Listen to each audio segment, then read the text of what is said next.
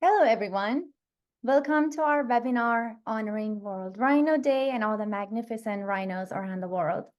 My name is Azi Sharif, and I'm the founder and executive director at Wildlife Jewels. It is such a great pleasure to have you all here today.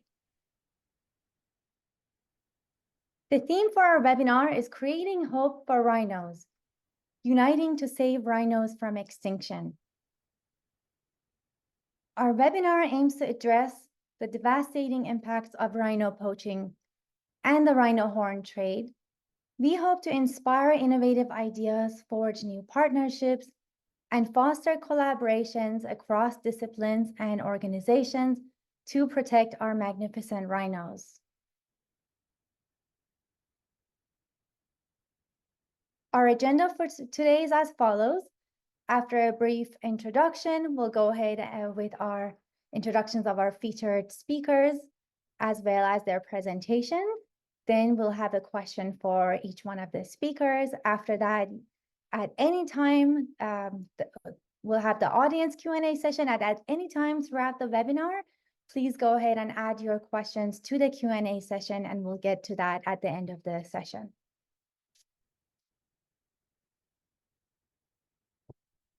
A bit about who we are at Wildlife Jewels. Wildlife Jewels is a 501c3 not-for-profit organization dedicated to protecting wildlife from human-caused threats through a fusion of arts, science, and technology. Our core programs are aimed at combating wildlife crime, enhancing wildlife rescue initiatives, and advocating for ocean conservation. We believe that every single wildlife, every single rhino is special, is unique, and beyond precious, and must be protected. With a deep passion for wildlife and unstoppable dedication, we also believe that multidisciplinary collaborations across organizations, governments, communities, can make a huge, tremendous impact in saving the life of wildlife and our magnificent rhinos. Our dream, our vision is a world where wildlife thrives untouched by human activities, roaming freely in their natural habitats. In this world, every person recognizes the magnificent beauty and value of living wildlife and takes significant action to ensure the safety and protection of wildlife. Today, we're here with a shared mission, a shared passion to save our precious rhinos, save them from poaching. Poaching crisis is a war. Rhinos are being brutally attacked for their horns by coordinated criminal networks armed with advanced technologies. In this image, you're looking at Tandy the rhino. She was brutally poached the 2nd of March, 2012. Today, we're going to be exploring the devastating effects of rhino poaching and rhino horn trafficking. We're going to highlight community-led initiatives, anti-poaching programs, and the latest technological innovations aimed at protecting rhinos. Again, we hope to inspire ideas, forge partnerships, and collaborations that can save rhinos now. Rhinos need help, and we need to come up with collaborations and ideas as quick as possible. You also have the opportunity to ask questions. Feel free to enter your questions at any time. Now, today we're honored to be here at this webinar discussion honoring World Rhino Day.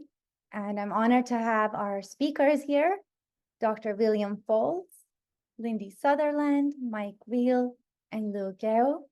It's a pleasure to have you all here. Such a delight. I cannot wait to hear your presentations and your insights.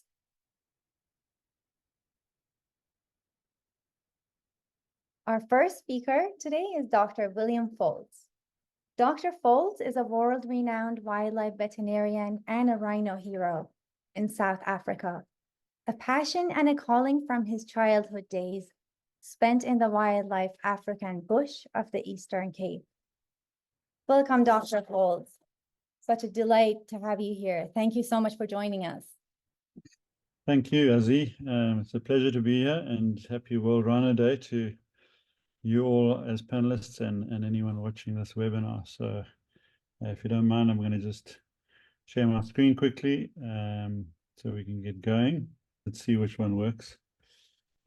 Yeah, so I'm going to try and keep this short so we can leave lots of time for Q&A afterwards. I think we're all very aware that the world of rhino doesn't always look like this. These magnificent creatures are under enormous pressure. So I'm just going to try and give you a quick summary of the current rhino status.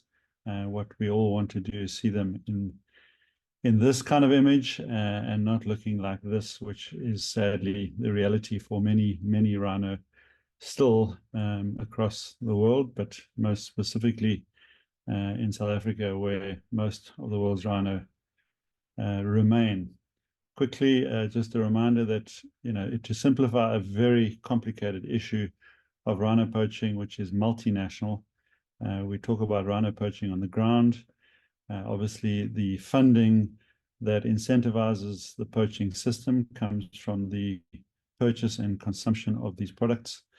But the real evil lies in the middle, in the organized criminal networks, which hopefully we'll unpack a little bit as the evening goes on.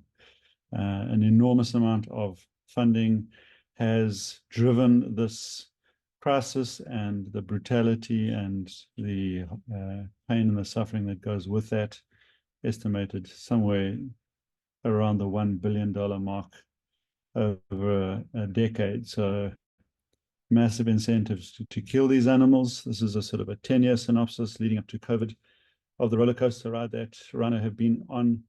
Most rhino in South Africa certainly were poached around the 2016 to 2017 mark.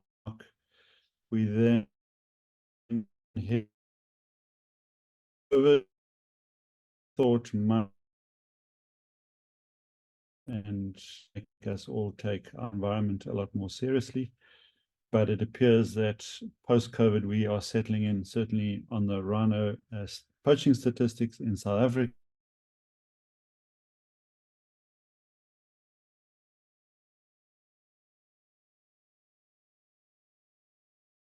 Is obviously far too much pain and suffering, and something we need to do something about. The big question is can we sustain this level of death in this country, and obviously the implications for other countries? And I think that question can only be answered when we know how many rhino are left. So that is the big question, is what is left and what percentage are we actually losing? So this is the synopsis for South Africa going back to 2010. When we were losing most of our rhino in terms of numbers, the percentage estimated was somewhere around about 6% loss per year. At the moment, we are somewhere in the vicinity of 3% loss per year. And the question on everyone's minds is, is that driving them to extinction, or is that figure still sustainable? Setting aside the horror and the brutality and the suffering that goes with it. To put our rhino, and I'm talking about South Africa now specifically, into context, South Africa is a tiny country in terms of world landmass, but we are currently the custodians of 60% of the world's rhino. We look after 85% of Africa's white rhino, and we look after 30% of Africa's black rhino. As I said, if we take those figures into consideration, we lose about 3% a year to poaching. There's another 2 to 3% that die of natural causes. Kruger National Park is still losing 6% of its population at the moment, which is definitely unsustainable. In contrast, the part of Africa that I live in, the Eastern Cape, we lose about 0.1% of our population every year. So, these figures are really important, because this will tell us whether that 3% is sustainable or not. As you can see here, the white rhino population, and bear in mind these figures were published in 2022, which probably means they are information from 2021. So they're already dated by about 3 years. 16,000 white rhino decreasing means that we are below that figure now. a vitally important population because they are the soft targets globally and they are the ones taking the most pressure. And we can certainly talk about that. But a massive conservation story behind the species, in that once upon a time in our history, there were less than 60 of the southern white rhino left. So yeah, they have been absorbing the pressure of the last decade the most, and that's given some of the other populations time to recover, black rhino specifically up to 6,000, and the greater one-horned rhino 4,000, which are positive. I'm sure Mark Veale can tell us a bit more about what's happening to the Javans and maybe even the Sumatrans. Especially in South Africa, the trend is that rhino have become severely depleted in the Kruger Park area. And so we're starting to see this shift in crime into KZN that is highlighted by these statistics, which show KZN losing a lot of rhino when we were peaking in our rhino losses 2016, 2017. But in the last 2 to 3 years, we've seen this massive surge in KZN as that crime has displaced to the south. The worrying trend too around rhino poaching is how it fuels other forms of crime. These are the Kruger National Park statistics, just showing the decimation of rhino in recent years there. And with that comes an enormous amount of other crime that is catalyzed by this economic driver into communities. And sadly, that crime has now become absolutely brutal, none more so than the implications for rangers on the ground and how that translates into threats to their own lives. One very sad story amongst many, but now documented in a documentary called Rhino Man, is the story of Anton Mzimba, and he represents the threat that poaching syndicates now pose to those on the front line looking after these animals. So that's all I want to say for now as an introduction. Back to you, Azi, and thank you very much for listening.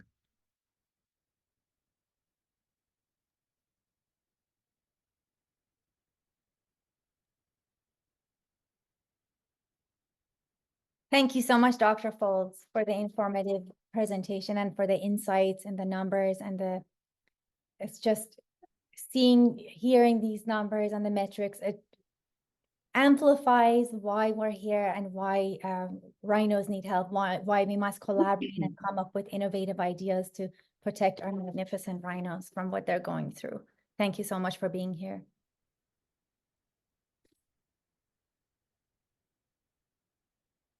Our next speaker is Lindy Sutherland, the CEO at the Kariega Foundation in South Africa.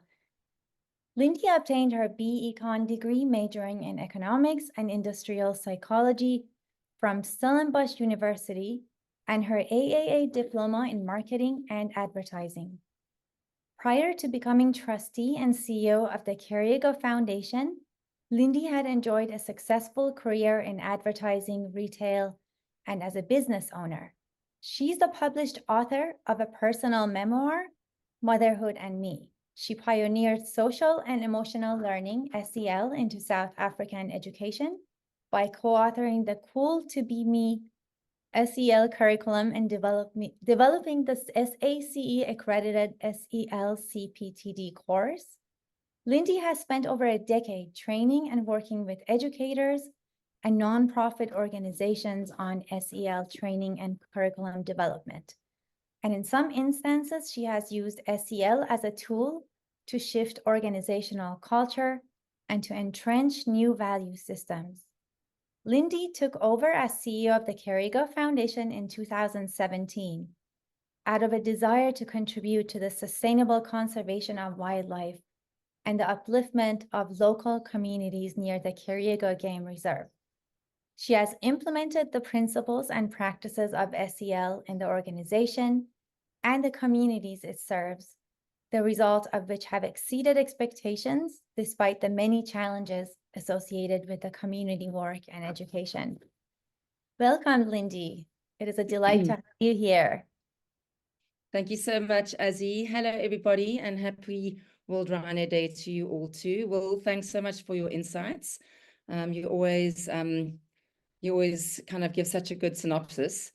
I'm going to follow on from Will, and I'm going to talk a little bit at the beginning about this beautiful girl, Thandi, which is a big reason that we are all here. If there's ever been any rhino that has given us hope or had a voice for hope for this wildlife species, it's Thandi and her story. And I always feel a bit of a fraud telling the story, especially when Will Fowlds is in the room, because really Will is the one who was at the front. He was there from the very beginning with Thandi and is the best voice for telling the story. So Will, I really hope that I do it justice. The most remarkable feature of Thandi, other than her natural beauty, is the fact that she is a hornless rhino. And as Azi's already mentioned, she is hornless because she suffered a brutal poaching on the 2nd of March 2012, along with 2 other rhino at Kariega Game Reserve. And on that morning, Dr. Will was called to our reserve to a rather desperate situation.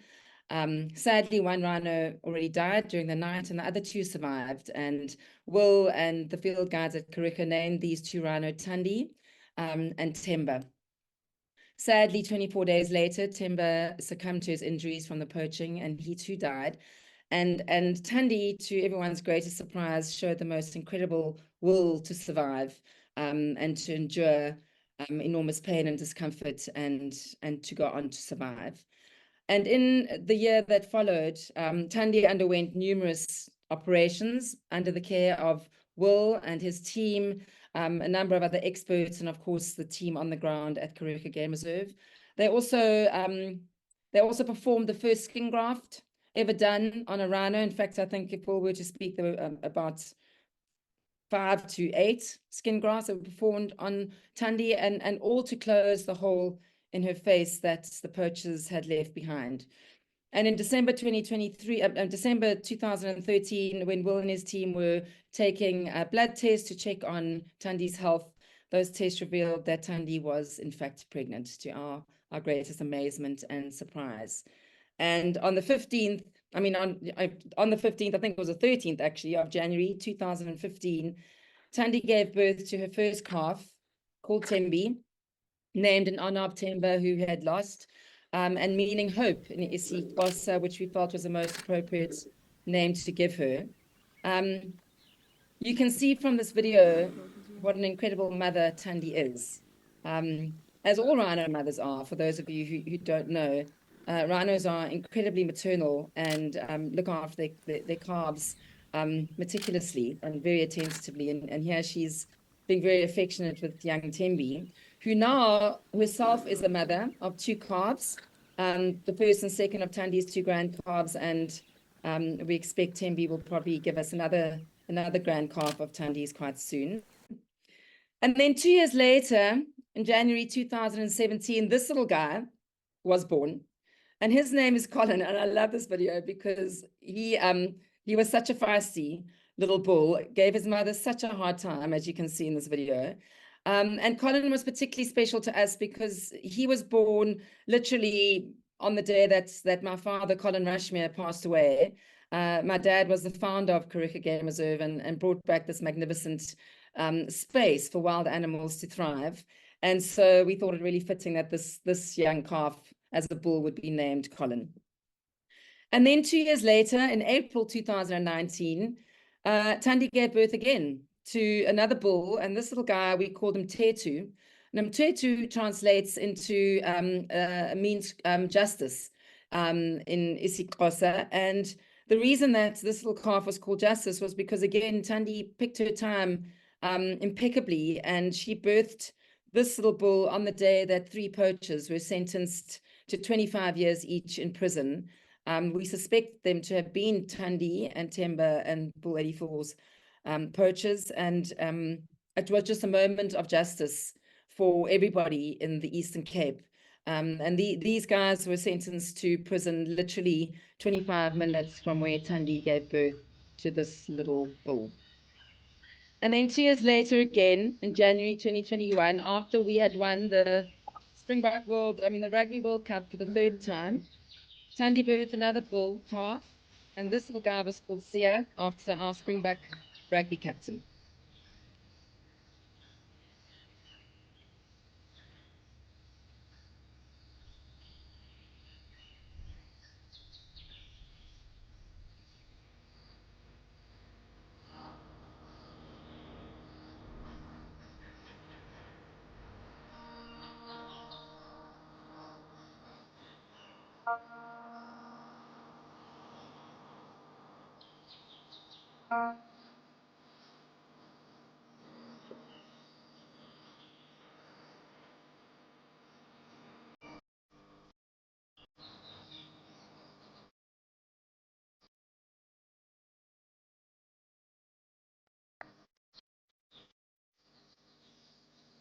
And then finally, but we don't think she's come to the end of her mothering years. In April 2023, Thandi gave birth to another bull, and this little guy we named Zolani. We had just lost a field guide who had been with us for a long time in a car accident, and his name was Zolani. It means free-spirited, which is the way in which we'd love Rhino could live today. And so this bull was named Zolani. And so Thandi to date, by saving one rhino calf, she has given us five calves and 3 grand calves, because Colin has also sired his first offspring.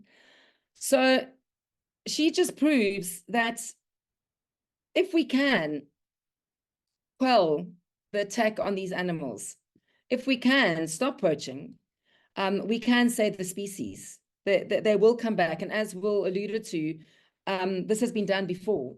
We've gone down to dangerously low levels and we've managed to bring them back.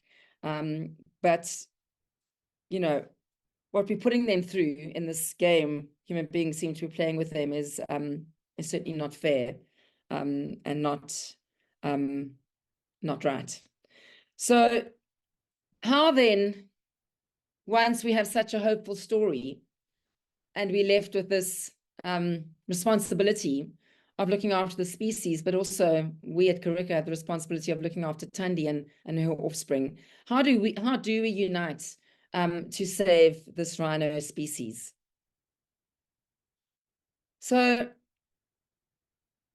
at Kariega, we believe that if we are custodians of this wilderness, we understand that to protect it forever and to protect rhino forever, we have to work together to ensure that our efforts serve the well-being, of course, of the wildlife, the fauna and the flora, but they also have to serve the well-being of the communities that live in and around these protected areas and in and around these endangered species.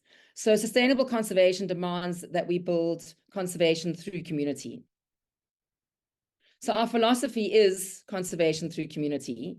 And what this really means, that sustainable protection can only be achieved when land use, in our case via ecotourism, in other instances it's through other means, but land use of a protected area generates the funding to cover the cost of conservation and the cost of wildlife protection, but also flows tangible benefits to the community, which results in the community then joining your conservation efforts. And so you get a sustainable model where we are all working as one with the will to conserve our planet and these endangered species. The community now are more aware that they need to take care of wildlife environment. Since we've got the game reserve, which is Kariega Game Reserve, close to our communities, we've got Big Five, we've got animals, especially rhinos that are in danger. So we always have the programs where we teach the children so that they can also tell their parents and their relatives that they need to take care of those animals because they are so special. To take care of those animals is also helping the next generation to be able to have a look and have a chance to see those animals. Now the community at large, the young, the children, the youth, the older people are also know that the environment is very, very important to the community. And the community, they need to take care of the environment so that the environment and conservation can take care of them. So our vision and mission at Kariega Game Reserve and in partnership with the Kariega Foundation is to be a united, conservation-minded community that works together to protect, preserve, and benefit our planet, people, and our wildlife. Everything has to work together. So we create and implement sustainable, replicable, and scalable project models to promote and support protection of biodiversity, protection of endangered species, habitat and wildlife conservation, and community upliftment. We don't see that any one of those can exist in isolation of the other.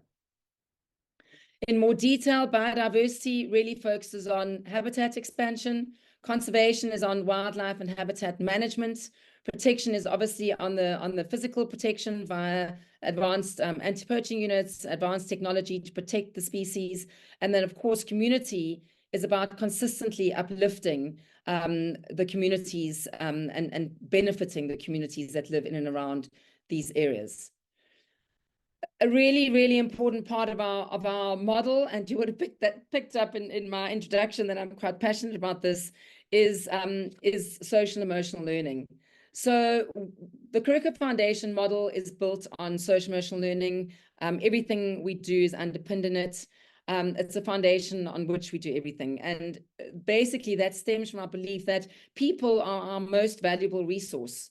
And when we invest in the personal growth and development of children, of youth, of the people around us, everything we are capable of dreaming becomes possible. Even the things we dream are most impossible can become possible. So the tools that we teach in social emotional learning are the tools of self-awareness, particularly around your own character and around your emotional self-awareness. What are your emotional triggers? What are your fight, flight, freeze reactions look like? Once we've taught that, we can teach self-regulation, which is physically calming yourself down when you are in emotional overwhelm. Most of our worst decisions are made in emotional overwhelm, so that we can make a decision aligned with our goals or aligned with our values. We take those learnings into social awareness, which is cultivating relationships based on empathy and respect. We try and teach those two things as kind of principles or values, but actually the central thing around respect and empathy is emotional. When we connect with another human being on an emotional level, we will always respect them and approach them with empathy. We then teach relationship skills, which is really communication, because conflict and emotional overwhelm is what ends every conversation. I'm sure all of you have got firsthand experience of that. When you get angry within the context of a conversation or frustrated, usually that conversation ends. So we teach the tools of conflict resolution, of being able to regulate, of being able to listen with empathy, and keep those difficult conversations going. We teach personal responsibility, which is around who do I want to be? Do I want to be a force for good or force for destruction? Who do I want to be in my community? Do I want to build people up? Do I want to break people down? Or do I want to be part of the solution for our planet and for our wildlife? And then finally, we teach optimistic thinking for a growth mindset. So all of that, sorry, I've lost my presentation. All of that has translated into some really tangible benefits.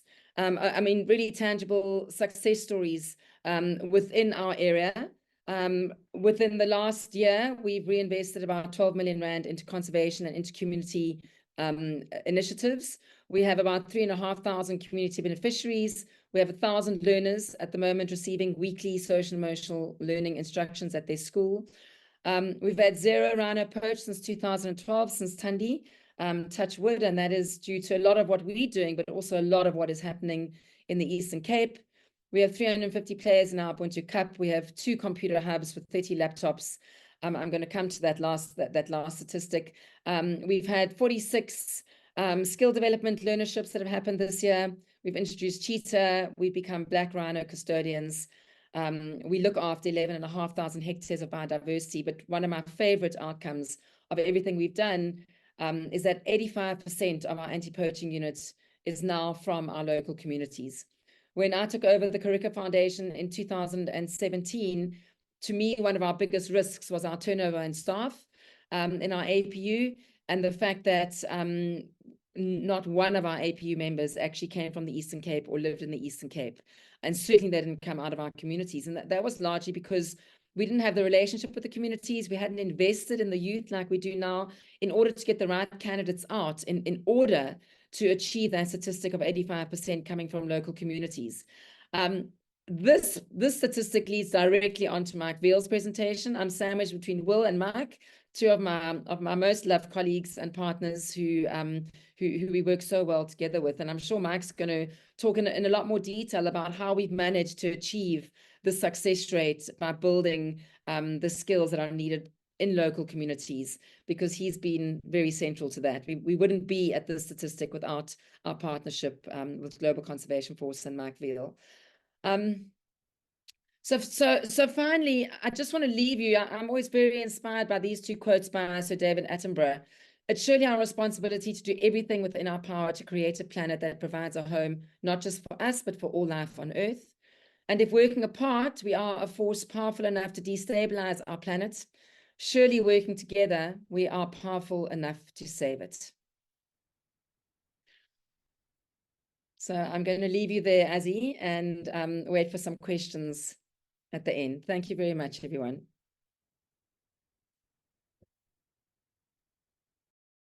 Outstanding presentation, Lindy. Thank you so much for the invaluable insight and the story, and seeing the story of Tandy and her family. Such an inspiration, such an incredible delight to see them. Thank you for sharing your presentation with us.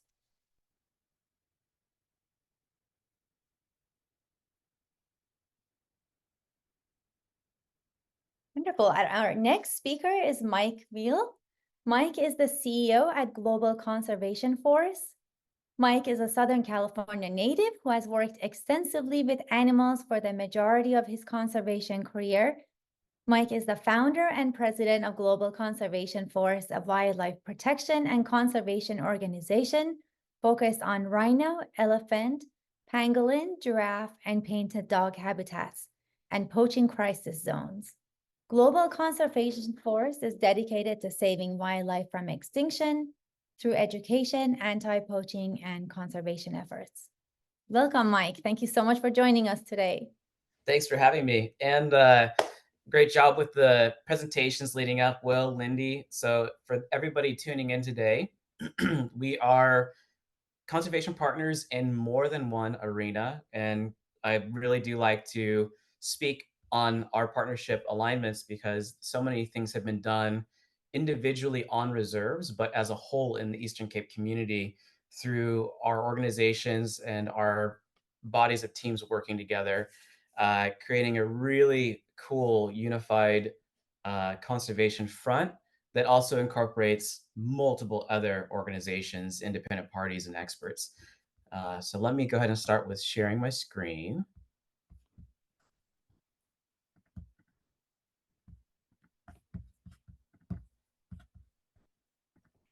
Okay, can we see that?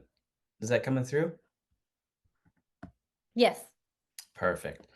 Okay, so thank you for the introduction. My name is Mike Veale. I will be going through more so what is happening in the applied aspects of wildlife protection.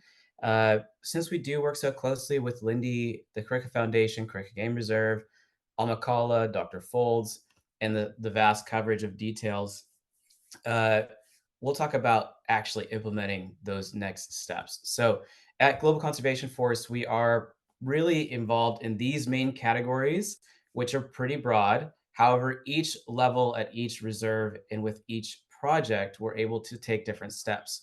And then when we're talking about applied wildlife protection, it's not as simple as just putting rangers on the ground.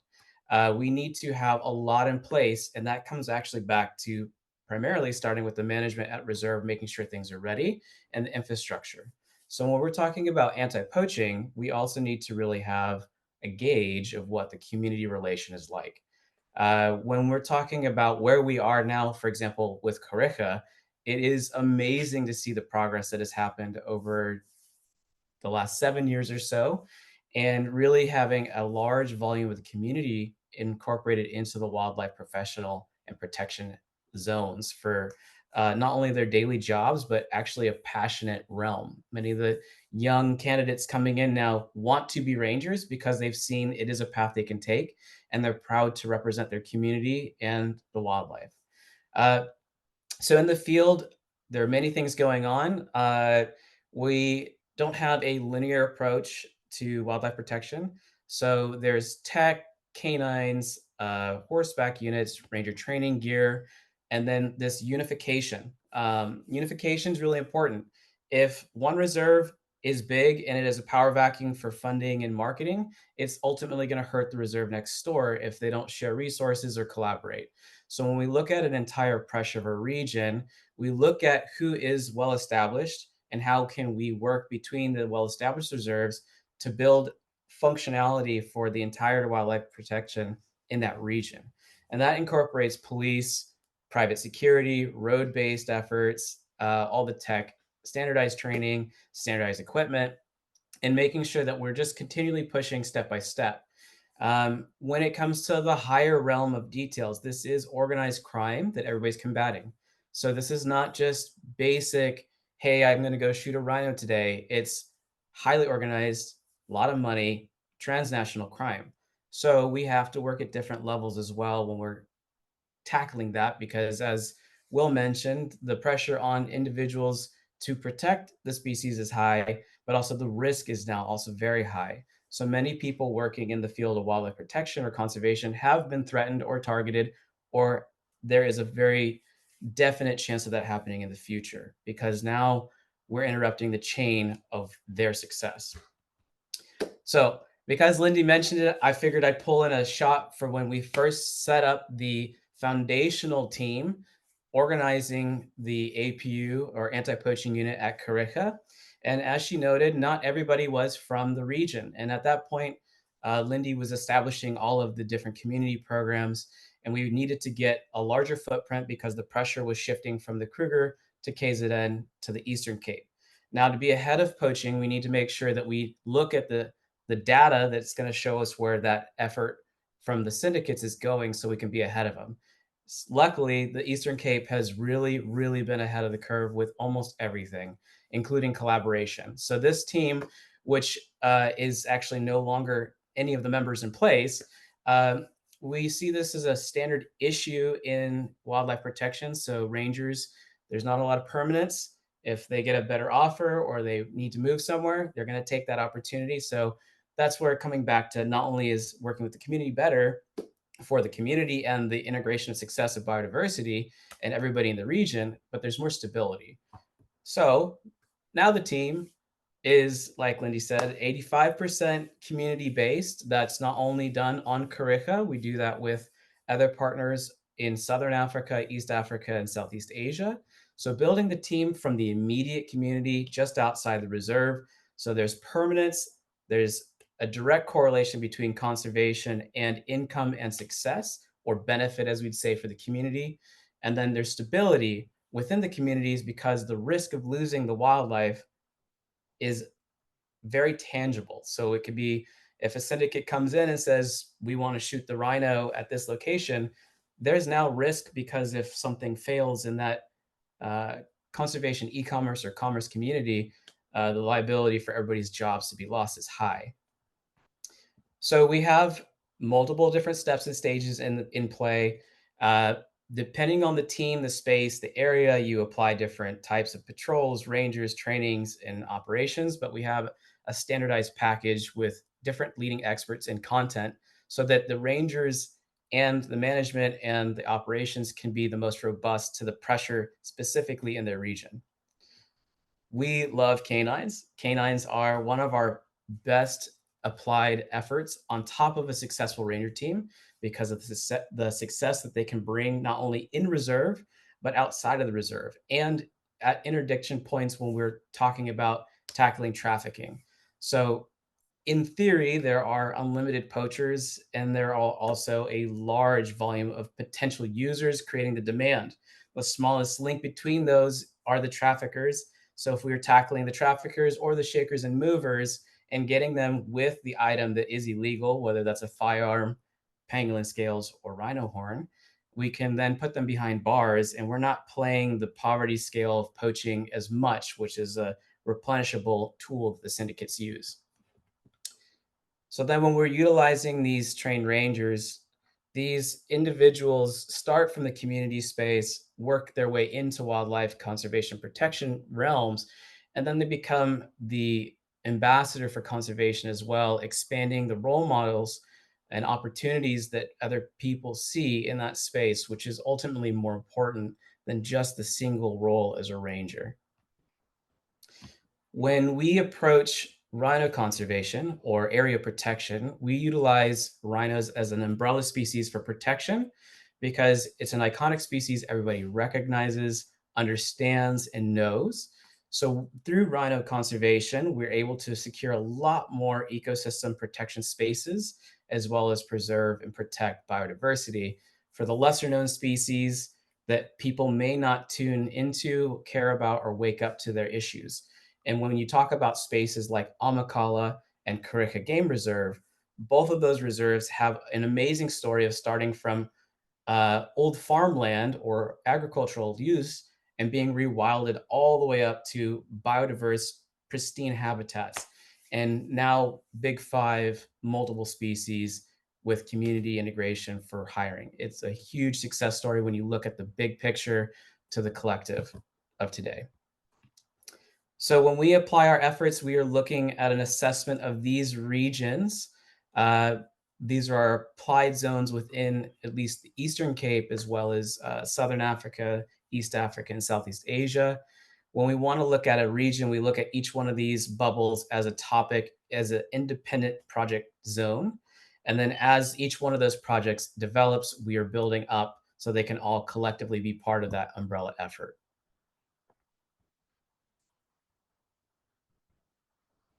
So when it comes to training rangers, and we're talking about the Asia versus Africa crisis right now, many folks have kind of tuned into recently what we've already known about for a long time. We are at a dire stage for Sumatran and Javan rhino. In 2018, 19, and 20, GCF was working heavily in Sumatra and in Java. We were doing assessments on population as well as risk. And the reporting that we gave at the time to the different bodies did establish what is already now known or now published, which is there are less Javan and Sumatran rhino than actually reported. That also that there is a higher prevalence of poaching due to internal activity, corruption, and or community conflict.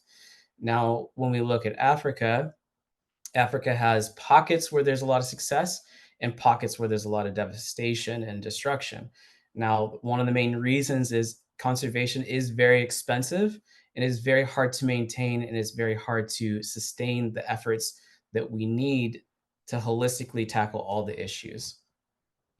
That said, even though we talk a lot about rangers and the conflict directly between rangers and poachers, it's more important to look at this as more of a temporary fix and more of a temporary need, because ultimately it'd be best if we could get away from having to have boots on the ground, poacher versus ranger in a situation, because truly the pressures are coming from poverty-based issues, demand-based issues, and the commerce behind the syndicates and what their pressures cause from the demand to the take side.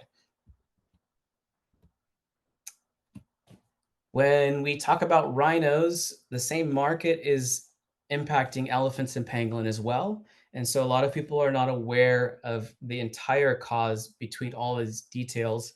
But the demand market is essentially the same. Many of the players are the same. The syndicates play in many different realms overlapping each other. So when I like to talk about rhino conservation, I like to talk about saving other species in that same space. And this little guy right here is one of the critters that benefits highly from rhino conservation because there's not enough independent support for the areas protected. But when you can expand reserves, get teams in place that are able to protect rhino versus poachers, you are securing space for many other species such as giraffe, elephant, pangolin, and many other lesser known species. So there's a word in South Africa that is used as fortress conservation, which is more so relevant to the fence lines and the fence styles. It basically encompassing a reserve within a fence line that keeps the big game in. And then there's open style conservation, which is going to be more Tanzania and Kenya. But when we talk about fortress conservation, we're coming back to this idea of taking strong regional partners and expanding outwards, standardizing an entire region, incorporating multiple experts, partners, funding sources, tech applications, and creating large collective operating zones so that there's more pillars of support to sustain an entire region. Now, this also comes into the category of international education, like today's panel, because if we are not getting enough people involved externally, it is impossible for us to sustain all of this. And not one party can take all of this on because of the size of the issue. So when we're tying it together, we tie in the efforts of protection, the community space, building that bridge directly so that they relate to each other and they sustain each other, as well as the monetary support in that same space. And then we incorporate what we can within the law enforcement and judicial systems. And then we also work to expand the education efforts, because ultimately the kids are the future of all of this, whether they're abroad, in situ, or directly outside of that reserve. We need them to be part of this future so that we all can basically succeed. So with that, I'm going to leave this slide. This is one of our demand reduction education programs in Vietnam. And this is one side of the world fighting to change from within one of the hottest demand markets for this side of the world we're currently talking on. Vietnam no longer has any rhino, but because of the issue and the demand, they are one of the key demand market sites. And so we need to have a foot and presence in many different spots to tackle this challenge and be more focused on everything we can do versus only one thing.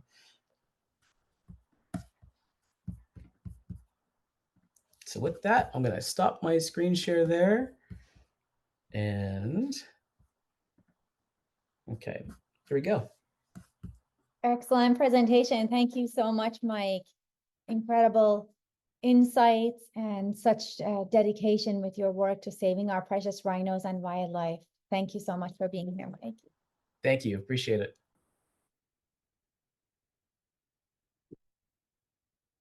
Now I'd like to present our next speaker, Lu Gao. She's the Senior Program Officer at World Wildlife Fund US. Lu is a Senior Program Officer with over a decade of experience managing multi-stakeholder projects across Asia and Africa in partnership with governments, private sector companies, NGOs, and technology partners. She coordinates innovative projects that enable and promote sustainable supply chain to support WWF's mission to end wildlife crime. She's passionate about reducing wildlife trafficking in the transport sector and currently leads WWF's AI initiative at airports to detect smuggled wildlife. Thank you so much for being here, Lu. Such a pleasure to have you at our webinar. Thank you, Azi, and hi, everyone. It's really lovely to be here today. Yeah, thank you all, the speakers, for being part of this event. I'm just going to share my screen. I have a quick presentation. And how much time do we have, Azi, just so I can brief some of the slides if I need to. You're 7 minutes. That's perfect. Okay. Can you see my screen now? Yes. Okay. Okay, great. Well, hi, everybody. So my name is Lu Gao. I've been working with World Wildlife Fund for the past 7 years, and it's just a great honor to be, supporting our network and some of these initiatives. And like Azi introduced, a big part of what I work on and what I'm passionate about is, building tech solutions, partnerships to tackle wildlife trafficking. So I will tell you a bit more about my work today. Just to give you some background on WWF, we are one of the world's biggest and more established global conservation organizations. Species conservation, including rhino conservation, it's a big part of our work, but at a higher level, what we're really looking at is the interconnectedness of people, of wildlife, and all of our teams together. We work towards a sustainable future, where nature, where communities can really coexist. So this map just shows in teal where we have official national offices. But of course, wildlife itself doesn't really adhere to borders or man-made boundaries. So a lot of our work spans across multiple countries that aren't highlighted here. And of course, rhino conservation is a big priority for us. It's been a priority for us for over 60 years, and we take this really holistic approach that involves a range of ongoing initiatives. So, we're working on securing and protecting existing rhino populations. We work on establishing new ones through translocation programs. We work really closely with local communities to help them build their own conservation strategies. We're helping build capacities of rangers across rhino range states to help them stop poaching. We advocate for really strong laws, and we work with law enforcement globally to, bring poachers and traffickers to justice. And of course, we're actively working to fight the illegal global rhino horn trade, which is what I'll talk about a bit more today. And so one of the major pillars of our work in rhino conservation is rhino horn trafficking. And, as Dr. Fowlds and Lindy and Mike have described, wildlife trafficking, it's a multi-billion-dollar transnational crime. It's very complex. And this is a very high level look at, the different steps that are part of the whole trafficking supply chain. I think we talked a bit more about poaching and kind of the local dynamics today. But after, the horn is harvested from the rhino, the horns are sold to local middlemen or traders who collect and who transport them. And then the last three steps are what I'll focus on today in this supply chain and kind of some of the work that WWF is working to address. So first, smuggling and international transport. Once the horns are prepared, they are trafficked across country borders, and they're often hidden or concealed in cargo shipments, passenger baggage, and smugglers typically use, air or land routes and really bribe customs and transport authorities along the way to take these products out of Africa and to Asia. So to counter this, WWF is working on a way to use AI to stop the smuggling and the international transport of rhino horn and other wildlife products. So I'm going to share a quick video that kind of shows you what we're doing on our X-ray project.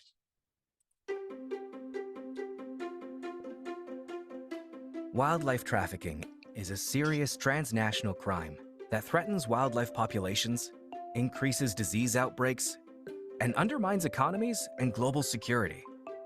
Traffickers frequently exploit air transport to bring the rarest wildlife and their products to global consumer markets. Airports screen millions of bags and cargo for security threats, but no technology exists to systematically screen for wildlife, until now. The X-ray Auto Detection to Counter Wildlife Trafficking project is a partnership between governments, conservation, law enforcement, and aviation that uses artificial intelligence to detect smuggled wildlife within airports. Once a bag or pallet is scanned and cleared for flight, the wildlife detection system analyzes the same scan. If suspicious wildlife is detected, the system alerts enforcement to stop the passenger and inspect the bag. Deploying this system across major wildlife trafficking routes helps law enforcement intercept criminals at departure, transit, and arrival. This tool is a critical breakthrough in the fight to stop wildlife trafficking in its tracks.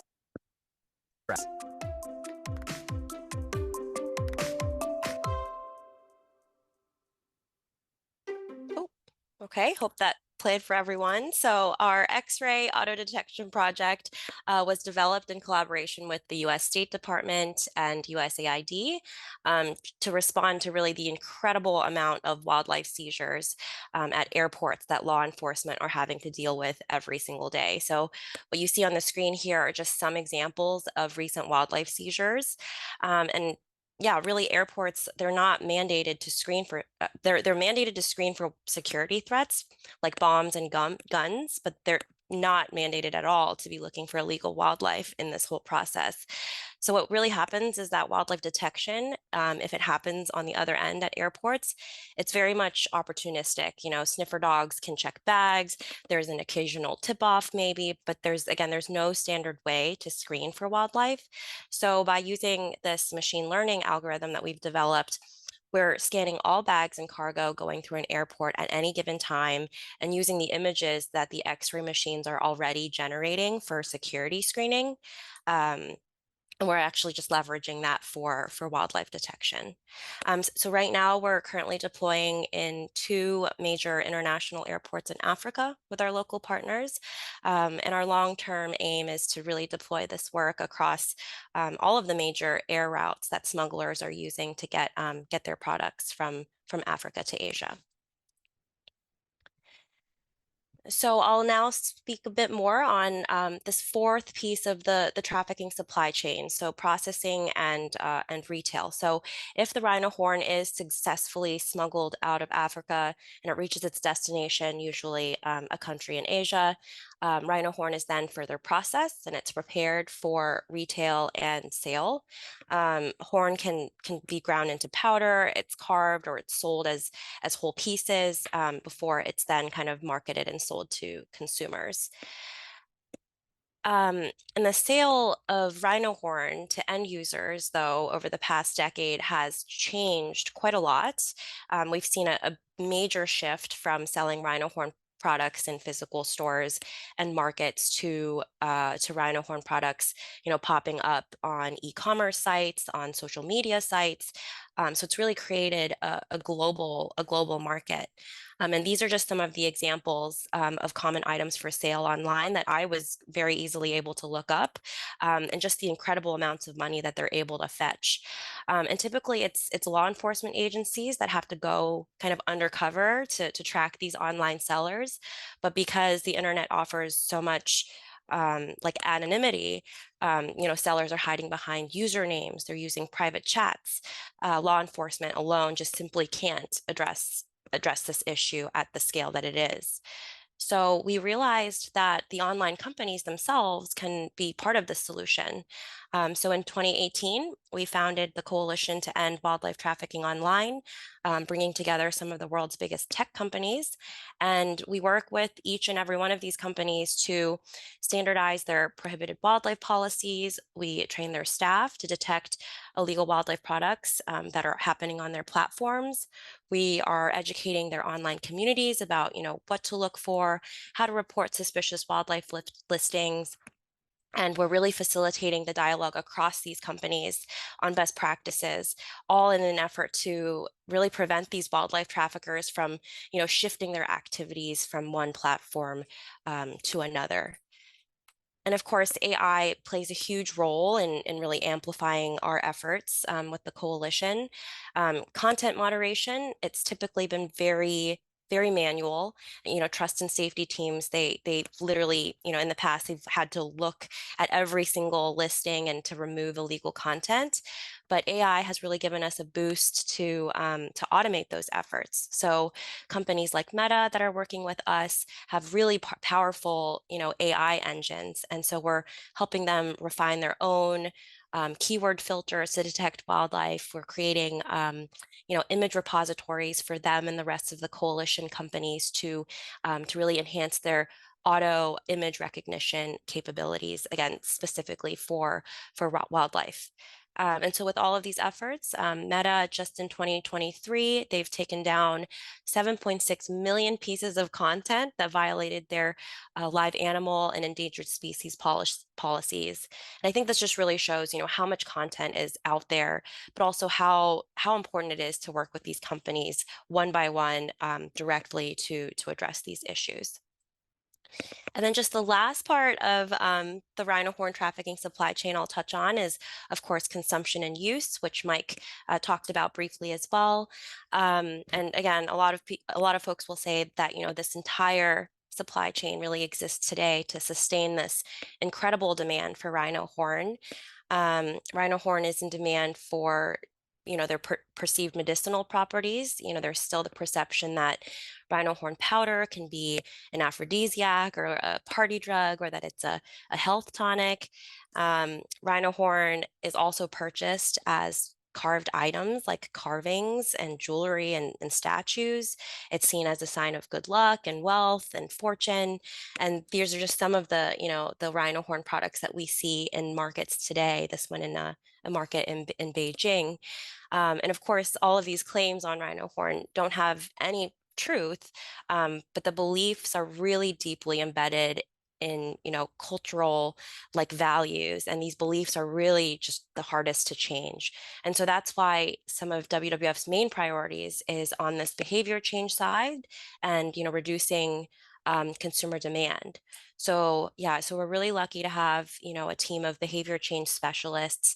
They spend a lot of time listening, conducting nationwide surveys on our target countries to understand who actually within these populations are consuming rhino horn and what is driving them. And then we develop campaigns that are directly targeted at these consumers to really kind of motivate for that change. So these are just some of the images of a regional campaign we launched in Southeast Asia, targeting Chinese travelers during the peak holiday season. So like Lunar New Year, Golden Week. The top foreign destinations that Chinese travelers go to on holiday are Vietnam and Japan, Laos, Cambodia, Myanmar, Thailand. So we partnered with the influencers, the tourism sector, airlines and airports to get this message across to specifically these travelers that are going on these routes that are intending to purchase elephant ivory or rhino horn. And we are launching our new rhino campaign this week as we speak. We've developed some new visuals that'll be launched at Beijing International Airport and across the Beijing subway system for World Rhino Day. And the theme for this campaign is possessing cultural value requires no cost to life, just that direct translation there. And so this campaign is featuring famous Chinese collectors and Chinese traditional culture opinion leaders that are very much respected across the country. And we're aiming to target specifically the artisans and the collectors in China who continue to establish value to rhino horn products. And so you'll see here just another powerful visual that's being launched this week with, a rhino being embraced by a ranger and with his horn already carved into a traditional rhino libation cup. So, they always say a picture is worth 1,000 words. And I think this is just really an example of how we can be combining art to really drive our message home. So this campaign, again, it's being launched this week. We're supplementing a lot of this with social media outreach. We're launching a green collection across Chinese art museums and conducting kind of a series of trainings to target shop owners and in the antique industry. So so that's a summary of WWF's ongoing work on rhino conservation. Again, I think it's really just the innovative approaches that that are really needed to tackle this issue from end to end. And really with all of that and with these partnerships, I'm very hopeful that we're able to kind of stop this whole supply chain. So thank you for your time, and please reach out if you'd like to get in touch. Thank you. Thank you very much, Lu. Thank you for the insightful presentation and all this incredible work that you're sharing, the partnerships, the collaborations, the integration of artificial intelligence. There's a really, truly strong power, as you mentioned, collaboration, these innovative approaches, bringing art, technology, multidisciplinary into this fight against rhino poaching and to saving our magnificent rhinos. Thank you so much, Lu.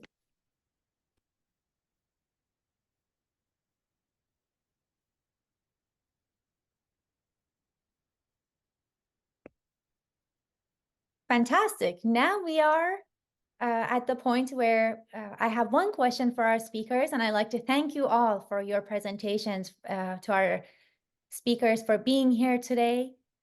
in honor of rhinos and World Rhino Day, sharing your incredible work and your dedication and commitment to rhino conservation. My question here is, what is your vision of hope for our magnificent, precious rhinos? What key actions and partnerships do you recommend are critical to overcoming the major challenges? What can people do now? What can individuals do now to help with protection of rhinos from poachers? And we'll go ahead and start with Dr. Fowlds.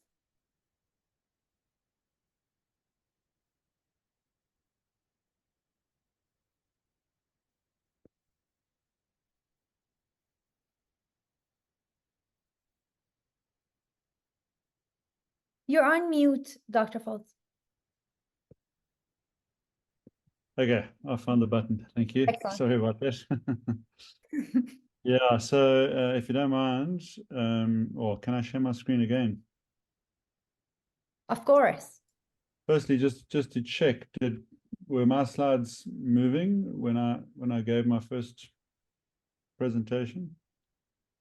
They were Apparently. stuck on the first slide. I will retrieve your presentation and include it with within the webinar. I But apologize for feel free that. to share any of the slides now as well. I didn't realize that it wasn't showing.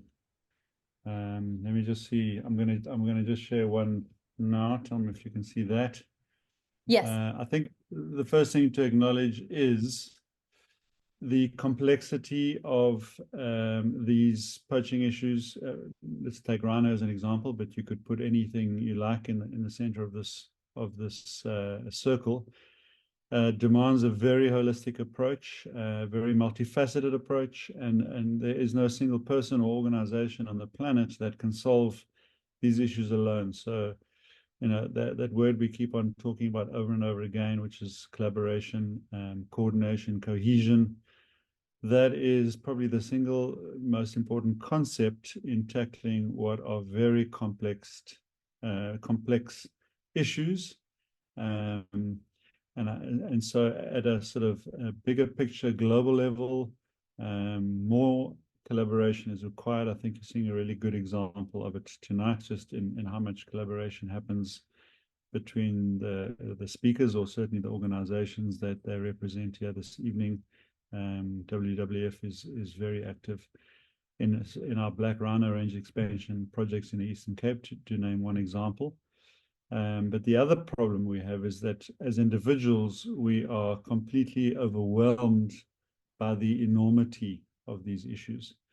And many individuals simply, you know, consider these things and think, well, it's too big for little old me, and they end up doing nothing. And I think to overcome that, there needs to be, first of all, a decision from individuals to do something, no matter how small that might appear to be, and hopefully as often as possible, do that something. But then I think really importantly is to try and partner with someone or some organization on that front line, hopefully something that resonates with them. I find it the most effective sort of starting point there is to build that emotional connection with something. It could be a species, it could be a place that you have been to and have experienced a connection with an animal, hopefully a connection with people on the ground who are making a difference, and then growing that relationship with them, because that feeds on itself, and it helps you or me to feel like we are making a difference, no matter how small that might be. And I think once that begins, once that emotional connection grows into a relationship, that fuel is what keeps us connected to the solutions, no matter how complicated they might be. And I think when we look back then over years or even decades, we get the sense that we are accomplishing something.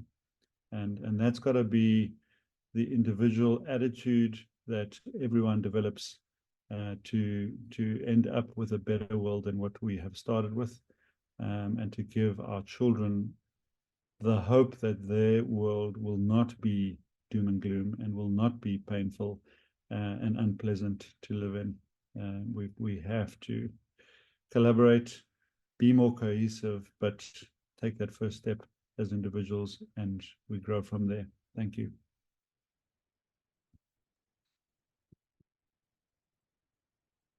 Thank you so much, Dr. Fowlds.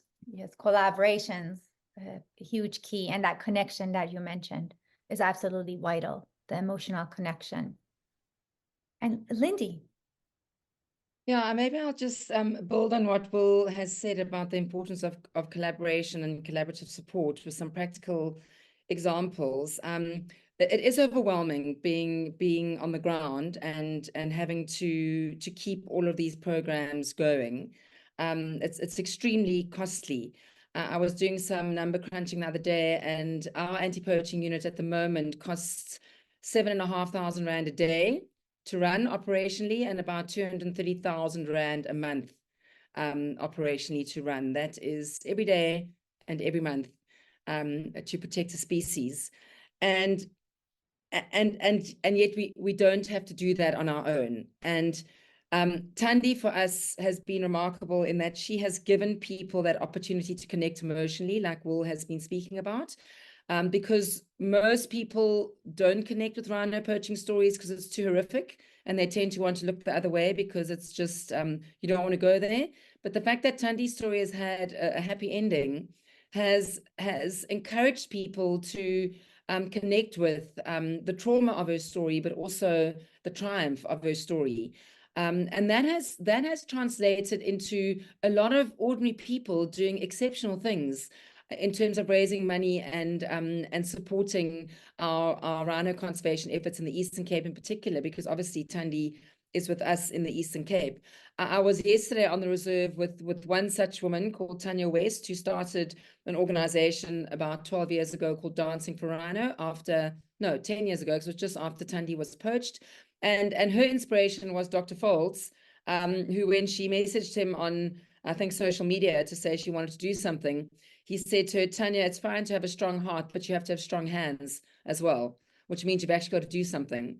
And Tanya has since launched Dancing for Rhino, and yesterday she was on the reserve donating to us a really powerful with advanced technology drone, thermal imaging night drone, and that makes a huge difference to the guys on the ground with the operational costs that we have to deal with on a daily and a monthly basis. We don't have the extra funds for those sorts of equipments and those sorts of sorts of tools. And then I'm also, if any of you can see, wearing it, it's another lovely story. I'm wearing a necklace called a Rhino Tear. Another really, really ordinary, well, no, she's not ordinary, she's an extraordinary woman called Sarah Cobden Ramsey, who came to us as a guest. She happened to have our now APU manager as her field guide at the time. And he told her the story about Thandi. She saw Thandi, and he said to her, everybody can do something. And he said, what do you do? And she said, well, I make jewelry as a hobby. And she went back to the UK and she cast this Rhino Tear, and she has funded a lot of conservation and equipment for APUs in the Eastern Cape also. So just reiterating on what Will said, everyone can do something. And then, you know, I'm really, really aligned in terms of what Lu spoke about in her last, in the point 4 that she made. I do believe that people can change. I do believe that it's harder for adults, and that customs and traditions are embedded in adults, but particularly youth and children can change. And I do believe that the children today are much more plugged into big issues, are much more curious and interested to enter into these conversations. And one of the things that I think we're ready for, and Lu, I'm not sure if it's happened yet, but from the work that we've been doing in our communities, with the relationship we have with our youth, with their access to computers now, their computer skills, their ability to have Zoom calls, all of those sorts of things, I would love to see some interaction between African youth and Asian youth, really discussing something that is important to both of them, that is common, which happens to be the rhino for very, very different reasons, and sharing their emotional content and their stories around that, because we're all looking for that point of connection. And when an Asian youth who is entrenched in a cultural belief realizes that there are African youth who are entrenched in a national treasure that is a living national treasure, and that actually, if we don't change something, we're going to lose both of those things. We are going to lose the rhino, and hence we are going to lose the medicine. I think the youth are cleverer than us, and they will want to engage in change, and they will want to engage in sustainable change, which is basically changing customs and cultures on the side of the poachers and on the side of the consumers. So that's really something makes me excited, and I'd love to see more of. Thank you. Thank you so much, Lindy, for sharing. And that is an excellent thought and idea as far as the collaboration and the exchange of ideas and communication between the youth in Africa and also in Asia. And Mike, please go ahead. So I 100% agree with Dr. Fowlds and Lindy, covering the bases well there. So I'll keep mine very targeted for the everyday person. Find what you're good at and find what connects to you most within the conservation circles, and see how that can be of influence or support, because it doesn't take an absolute specialist in every zone to be involved, like we've all talked about. Running nonprofits and organizations and ranger teams and conservation services does require other skill services outside of the true conservation realm. And that's commonly where we need a lot of support. So simple things like hosting a fundraiser or sharing one of these webinars with a new circle of people and getting them involved, even at the very simple level of sharing and learning more, exponentially changes the support for everything going on. Thank you so much, Mike. And that is what you just said, sharing these webinars with a circle of people that may not be within the conservation world, may not be aware of what is happening to the poor rhinos. That is vital. And that's what we will aim to do. Fantastic. And Lu? Yeah, thanks so much. Yeah, I really resonated what Lindy described on just, being very inspired by youth. I think what really motivates me is my son. He's 3 years old. He's seeing this world from his eyes, and he's starting to kind of put the natural world together in his mind. And I think it's really kind of lit a fire under me to make sure that he gets to see a rhino one day. So yeah, I think today we have really incredible technology, and AI is making our lives easier day to day. So I'd like to make sure that we continue to transfer this technology over to wildlife conservation. And there's already so much that's already been happening, with anti-poaching tech and trafficking tech, and there's detection techs now. But just how do we sustain this? And, like Mike says, everyone has kind of a role in all of this. Just because you're not working in wildlife conservation doesn't mean your industry isn't affected by it, isn't, exploited by it, or isn't really, adjacent to it, or has practices that we can apply to anti-wildlife trafficking. So, even if you don't feel like you're an expert in this space, you can really be helping to draw those connections and to make those introductions.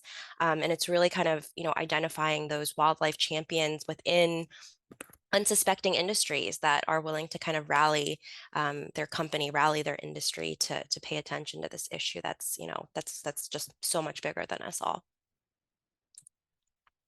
Thank you very much, Lu, for your insights. And you highlighted something very, very important, that technologists, computer scientists, you can help. You can all help regardless of the industry. Just the power of applying and reapplying technology that is already developed and has been tested in other applications for rhino and wildlife protection. There's so much potential with that. Thank you so much, everyone. Thank you, speakers. Now we're going to go ahead and move into our audience Q&A session. We'll go ahead and take a few questions before closing this webinar. And Mike is our moderator for our audience Q&A. Thank you so much, Mike. Alrighty, so thank you all for the questions. We have several that are in here. So if you haven't dropped your question in yet, please go to the Q&A tab at the bottom, and we'll try to get through each one of these. So the first one is for Dr. Fowlds. Is there any way to provide some incentives for local communities to act as watchdogs and or preventing of poaching?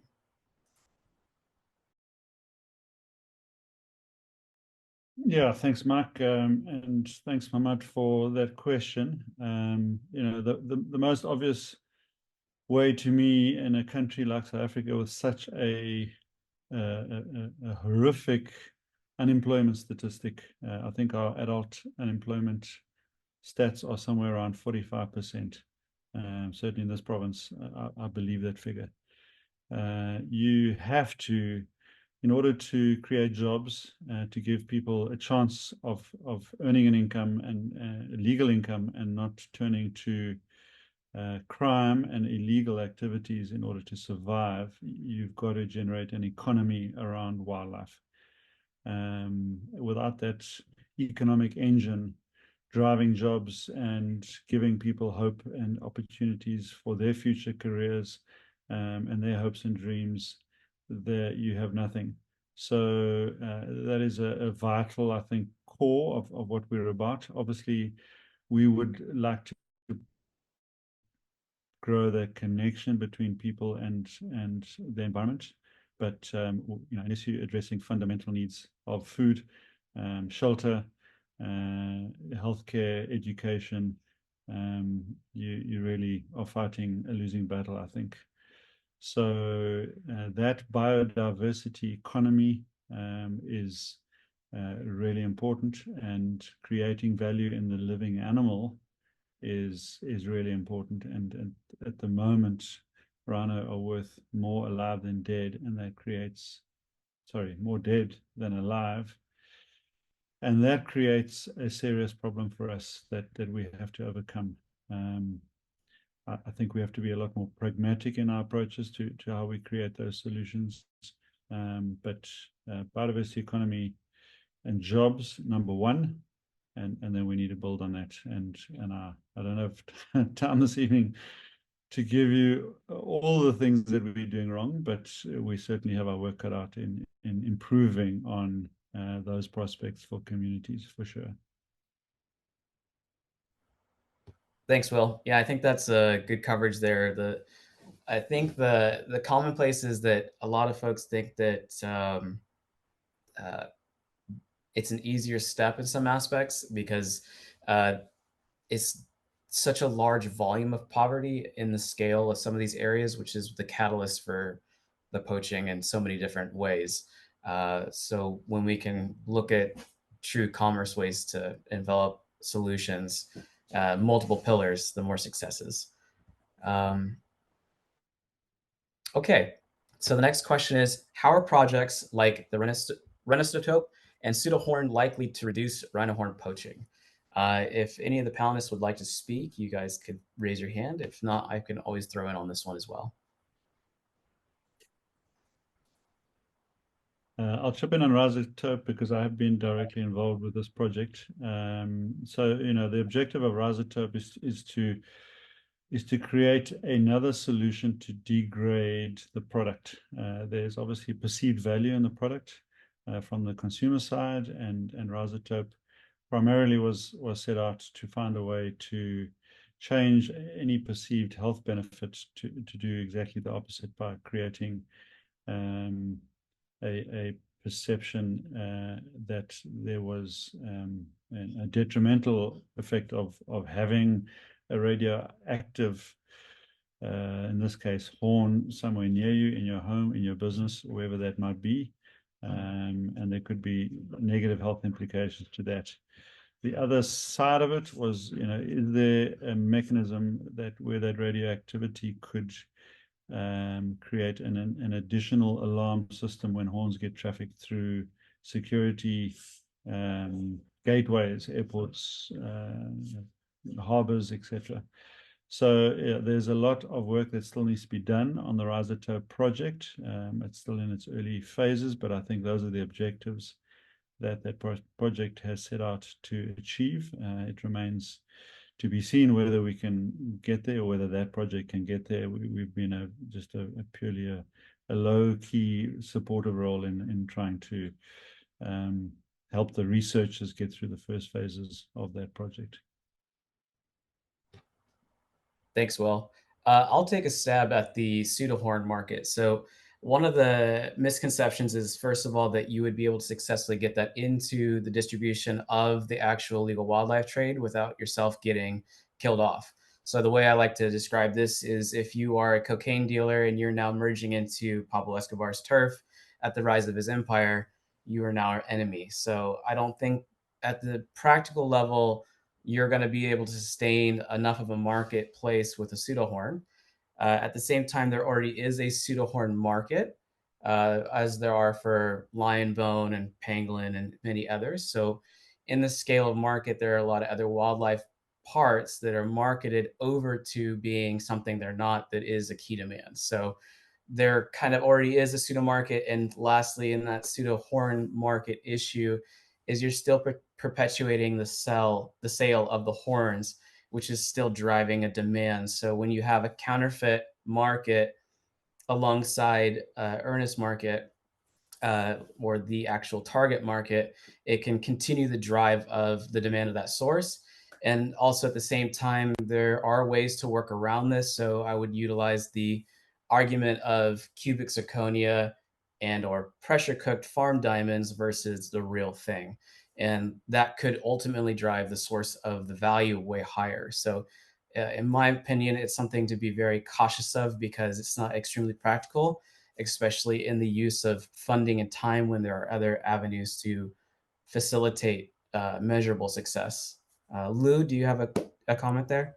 Yeah, I can add to that, Mike. Yeah, I think the pseudo horn, the synthetic rhino horn market, I think they're all, very noble efforts with good intention. But yeah, I think that in the long term, the impact might be a bit limited based on, Mike, what you're saying. And also just to, also reiterate that, rhino horn has a very deep cultural significance, particularly in the traditional medicine market. And consumers often really value its authenticity. So if it's fake, then the perceived medicinal benefits don't really kind of don't tie to that. So substitutes, even if they are in the market, still might not be seen as equivalent to, especially to the consumers that are really kind of going after it.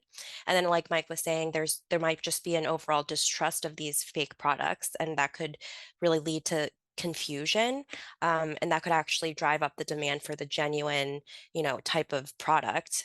So if you look at like the designer fashion industry, there's so many different kinds of knockoff products and counterfeits, but it hasn't necessarily devalued, these brands, and those that are actually really seeking an authentic Chanel bag, would probably pay a bit more to know that their bag is authentic. So yeah, I think it's definitely a very innovative way to think about it, but you kind of have to look at kind of, the long-term impacts that it might have. Thanks, Lou. Does anybody else have anything to add to these? Okay, I'm going to move forward then. The next question is how successful are detection canines at airports and roadblocks? I'm happy to take this one as well, if anybody else wants to put into space. This is something we operationally do work in. So if anybody, okay. So what is really the big problem in the true detection of sources is not only the true ability of the canine and the handler, which is a human-based error, whether it's training or operational success. It's also corruption and utilization in that space. So there commonly are two different realms in the airports when we are talking about search and seizure, and that's going to be passenger, and then there's cargo. Cargo is less politically sensitive when being searched. However, this is high volume, high speed, and generally speaking, very few canines and handlers in that space under certain times. So there's a lot of ways to maneuver around. And then when it comes to passenger passenger-based carry, there are the regular passengers, and then there's diplomatic carry. And diplomatic carry is another way that can be very tricky when dealing with people with ambassador bags or other details. So the true success, I couldn't give you a percentage of what increase that success brings, but I can tell you it exponentially does make the detection of the illegal parts higher when they're utilized correctly and when they're able to work. That's coming from us with a canine in one of well, several different very busy spots for air traffic, and also in spaces where there's density of movement of different illegal trade items. Oh, Luke, go ahead. Yeah, I can also just say, canines are great. Like if done well, canines can, they can if they're if trained well, canines can do very well at detecting wildlife. They can even distinguish wildlife from each other. We have a sniffer dog program where, we're training dogs to specifically sniff out ivory from like shipping containers. But I think, the challenge is canines get tired, dogs get tired, and we don't have dogs everywhere all at once. And these smugglers can change their routes and they can change their tactics so quickly that, just this sort of effort to make sure the dogs are where the smugglers are is a very sort of a it's kind of like a catch-up effect. So that's why we're investing a bit into, artificial detection, AI canines, if you will, so that they can be kind of everywhere all at once to help, again, airports, ports be a little bit more systematic. Yeah, absolutely. A layered approach. Okay, so next question. This is a general cast question. In your experience, how can academic institutions, universities contribute to more effectively to rhino conservation efforts? What specific roles can they play in research, innovation, and community engagement? In your experience, how can academic institutions and universities contribute more effectively to rhino conservation efforts? What specific roles can they play to support protection of rhinos and combating the poaching crisis? I'll take this one. Okay, best way I can answer this question, Mike, would be, and thanks, Simon, for this great question, is to use a living example. I've had the fortune of being involved with a university from Texas called Texas Christian University. 10 years ago, they reached out to me because there was an interest in looking at an aspect of the illegal wildlife trade. And I'll just talk you through some of the things that have happened over the last decade. So number one, you need a driver on the campus who has a passion in the topic, much like Mark alluded to earlier. What are your skills and what are your interests? And that driver, his name is Dr. Mike Slattery. He set up the TCU Rhino initiative 10 years back. And that must have required some research from his side to sort of get the framework in place. I've been on campus most years now, just to try and give them some support on that side. But the way they've connected with us and this topic has been to send initially himself and other faculty over to investigate more what could be done.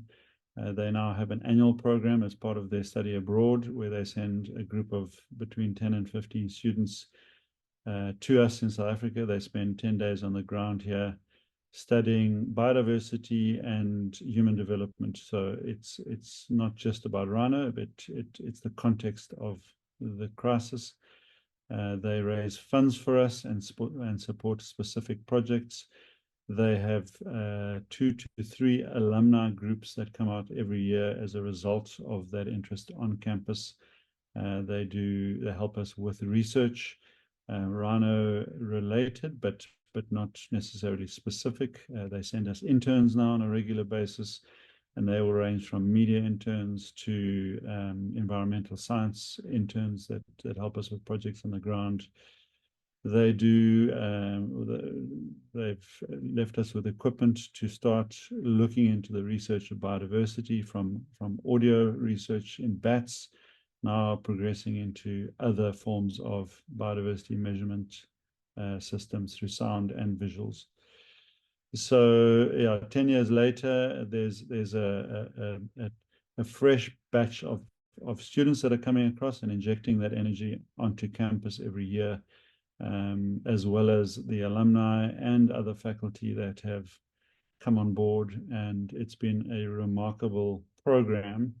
But I think the key thing is you need a driver on campus who has the energy and the passion to ignite something on that side, and then obviously partner with people on the ground to make it happen.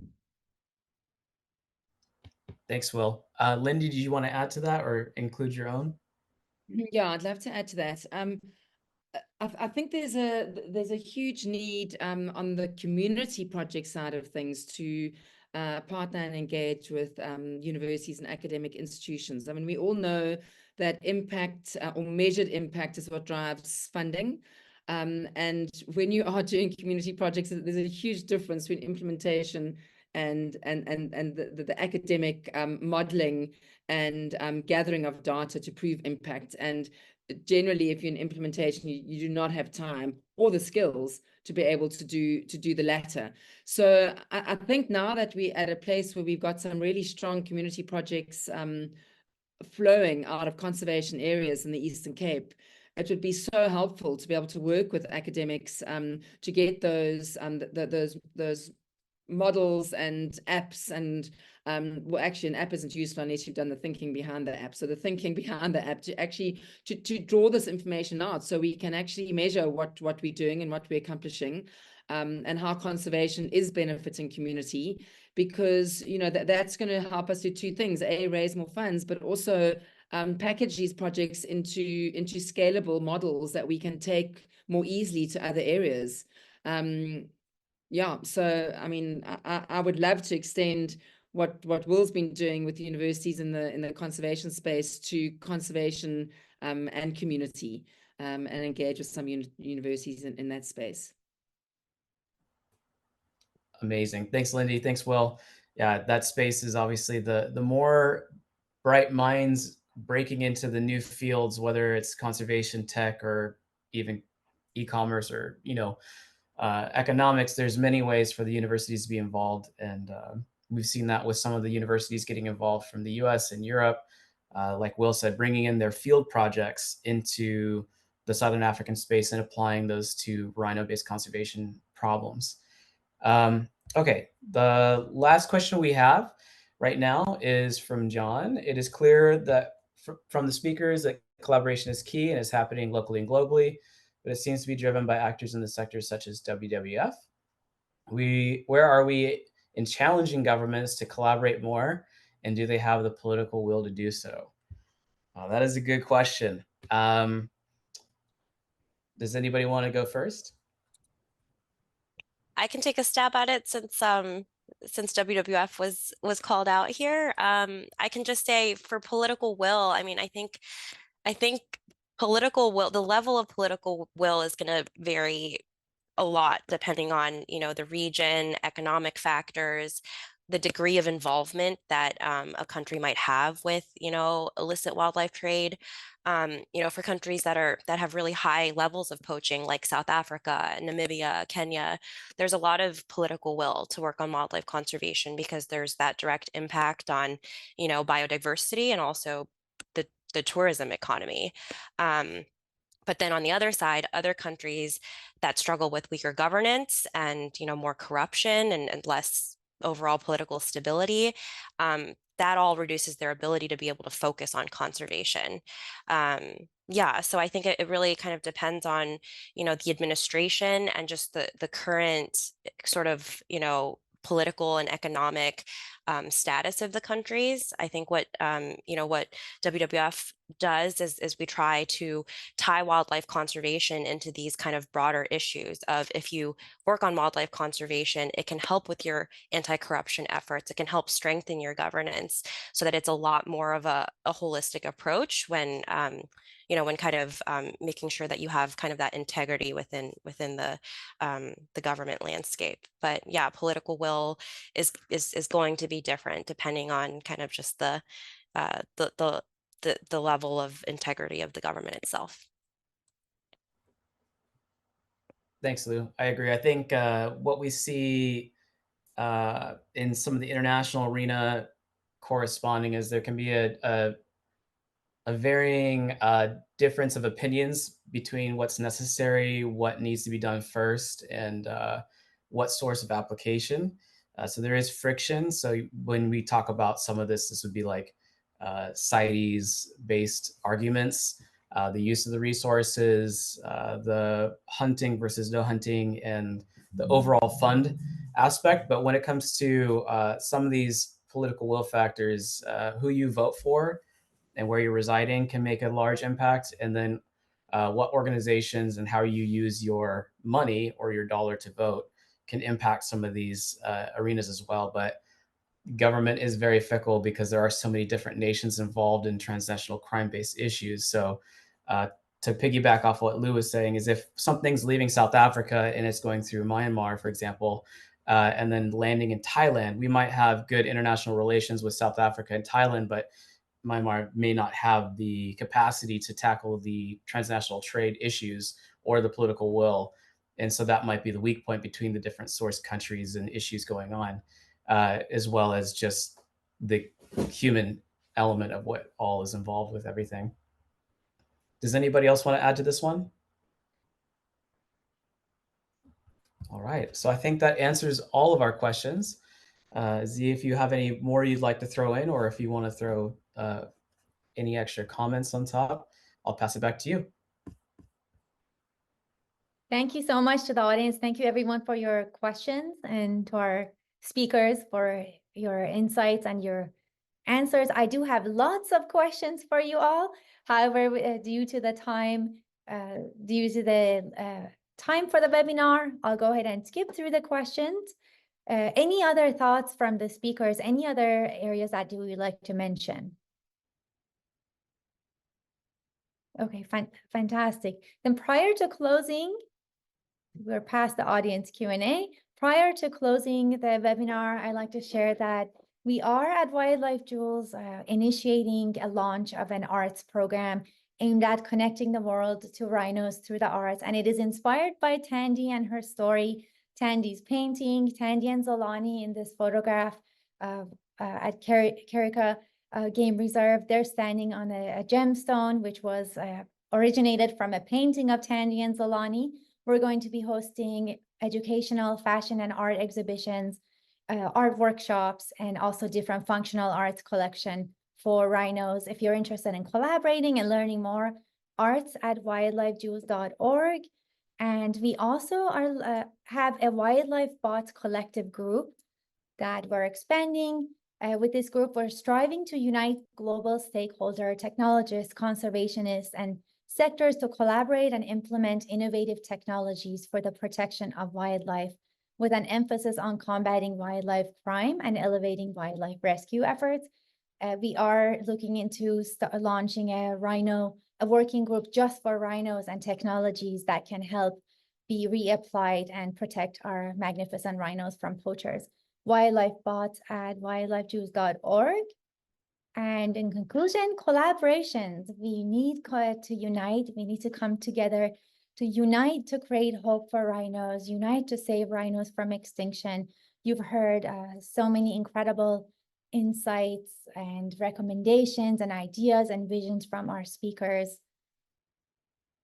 And I'd like to thank our speakers. Thank you so much for your time, for being here today, for honoring World Rhino Day, your insights, for your dedication and the projects that you shared with us today. Thank you to the audience for being here. And I very much hope that you are inspired, that this webinar and this discussion has sparked ideas and potential collaborations for you to follow through and to take actions to help our magnificent rhinos. Thank you so much, everyone. Thank you all. Thanks. Thank you. Thanks for having us. Everyone. Thank Of you, course, everyone. Thank you so much for being here. Take care. Thanks. Thank you.